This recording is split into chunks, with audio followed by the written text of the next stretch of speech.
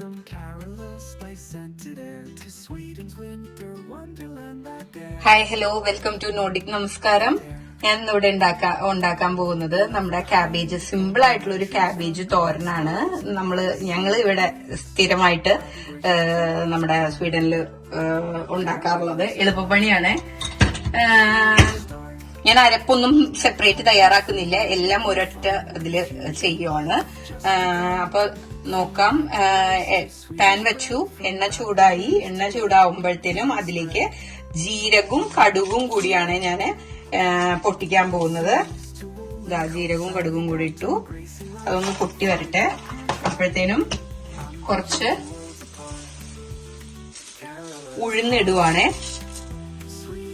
ഇതും അതെ, നന്നായി ഒന്ന് മൂത്ത് വരട്ടെ. മുളക് ഇടുവാണേ, ഉണക്കമുളക്. അതും കൂടെ ഒന്ന്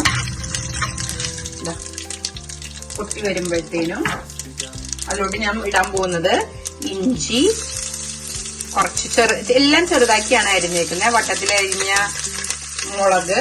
ഞാൻ ഇതിൽ സെപ്പറേറ്റ് മുളക് പൊടി കാര്യങ്ങളൊന്നും ഇടുന്നില്ല. ഈ മുളകിന്റെ എരിവേ ഉണ്ടാവത്തുള്ളൂ. കുറച്ച് കറിവേപ്പില, ഇത്രയും ഇട്ടു.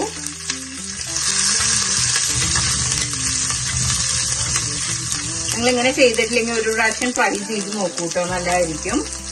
ഇതിലോട്ട് ഞാൻ കുഞ്ഞായിട്ട് അരിഞ്ഞു വെച്ച, പൊടിയായിട്ട് അരിഞ്ഞു വെച്ച ക്യാരറ്റും അതുപോലെ തന്നെ സവാളയും കൂടെ ഇടാൻ പോവുകയാണ്.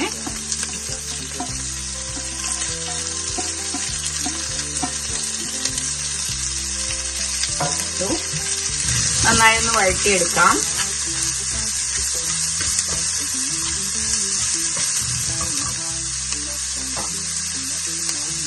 ഈ ടൈമില് നമുക്ക് ആവശ്യത്തിനുള്ള മഞ്ഞൾപ്പൊടി ഇട്ട് കൊടുക്കാവേ.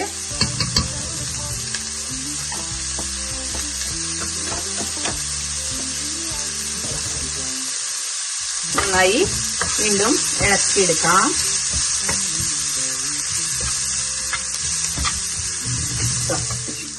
ഇതിലോട്ട് ഞാൻ അരിഞ്ഞു വെച്ചിരിക്കുന്ന ക്യാബേജ്, പൊടിയായിട്ട് അരിഞ്ഞു വെച്ചിരിക്കുന്ന ക്യാബേജാണ്. ഇത് പാക്കറ്റായി വാങ്ങിയതൊന്നുമല്ല. ഞാനിവിടെ കൊണ്ടുവരുമ്പോഴത്തേനും നമുക്ക് റെഫ്രിജറേറ്ററിൽ സ്പേസ് ഉണ്ടാവാൻ വേണ്ടി ചെറുതായി അരിഞ്ഞ് വെക്കുന്നതാ. അതും കൂടി ഇട്ടു. നമുക്ക് നന്നായി ഒന്ന് മിക്സ് ചെയ്ത് കൊടുക്കാം. ഇതിലേക്ക് ആവശ്യത്തിന് ഉപ്പിട്ട് കൊടുക്കാം നമുക്ക്.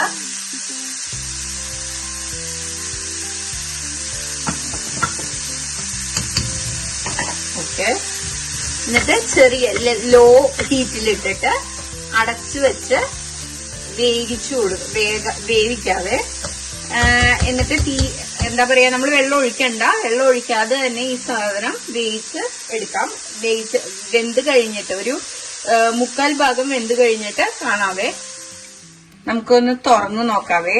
നോക്കൂ, ഇതുപോലെയാണ്. അപ്പൊ അതിൽ താവിയും കാര്യങ്ങളൊക്കെ ആയിട്ട് ഇതിലോട്ട് എനിക്ക് ആവശ്യത്തിന് നമ്മുടെ ടേസ്റ്റിനനുസരിച്ച് തേങ്ങ ഇട്ട് കൊടുക്കാം. ഞാൻ ഡെസിക്കേറ്റഡ് കോക്കനട്ട് ആട്ടോ ഇടുന്നത്.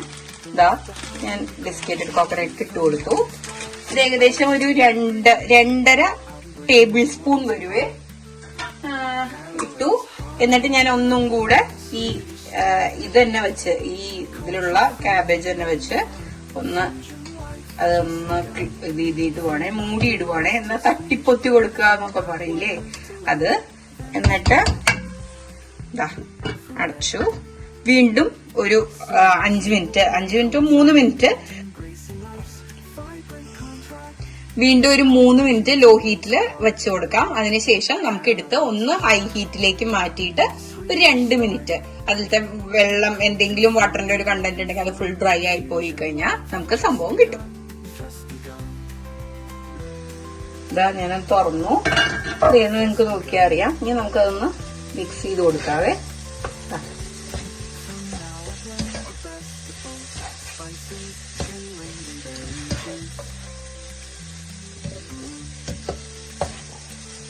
ഈ ടൈമിൽ നിങ്ങൾക്ക് സോൾട്ട്, അതായത് ഉപ്പൊക്കെ നോക്കി സോൾട്ടൊക്കെ അഡ്ജസ്റ്റ് ചെയ്യാൻ കേട്ടോ.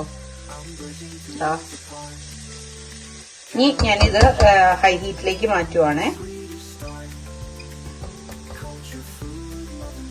ഹൈ ഹീറ്റിൽ തുറന്നു വെച്ചിട്ട് പക്ഷെ അത് എന്താ പറയാ, നമ്മൾ അടുത്ത് തന്നെ നിൽക്കേണ്ടി വരും. കാരണം വെള്ളത്തിന്റെ അംശം കുറവായതുകൊണ്ട് അതായത് നമ്മൾ വേറെ വെള്ളമൊന്നും ഒഴിച്ചിട്ടില്ലല്ലോ, അത് കാരണം കൊണ്ട് അടി പിടിക്കാൻ ചാൻസ് ഉണ്ട്. അപ്പൊ അടുത്ത് തന്നെ നിന്ന് അങ്ങനെ എന്താ നമ്മള് പറയില്ലേ ഉലർത്തി എടുക്കുകയാണ്. അങ്ങനെ ഒരു 3 മിനിറ്റോ 2 മിനിറ്റോ ചെയ്യാം. ഇത് നമ്മള് എല്ലാം കട്ട് ചെയ്തൊക്കെ വെച്ചിട്ടുണ്ട് നമ്മുടെ ഫ്രിഡ്ജിൽ. എങ്കിൽ ഒരു 10 മിനിറ്റ്സ് കൊണ്ട് നമുക്ക് തോരൻ റെഡിയാക്കാം. നല്ലൊരു അടിപൊളി ക്യാബേജ് തോരൻ റെഡിയാക്കി എടുക്കാൻ പറ്റുന്നത്. എല്ലാവരും വീട്ടില് തോരനൊക്കെ ഉണ്ടാക്കുന്നതാണ് ഡെയിലി. അപ്പോ നമുക്ക് എന്താ പറയാ, നിങ്ങൾ ഇങ്ങനെ ഉണ്ടാക്കാറില്ലെങ്കിലും ഒന്ന് ട്രൈ ചെയ്ത് നോക്കൂ. ഇങ്ങനെ ഇഷ്ടപ്പെടും, ഉറപ്പാണ്. അപ്പൊ ട്രൈ ചെയ്തിട്ട് എല്ലാവരും പറയണേ. അപ്പൊ അത്രേ ഉള്ളൂ. Thanks for watching. ബൈ.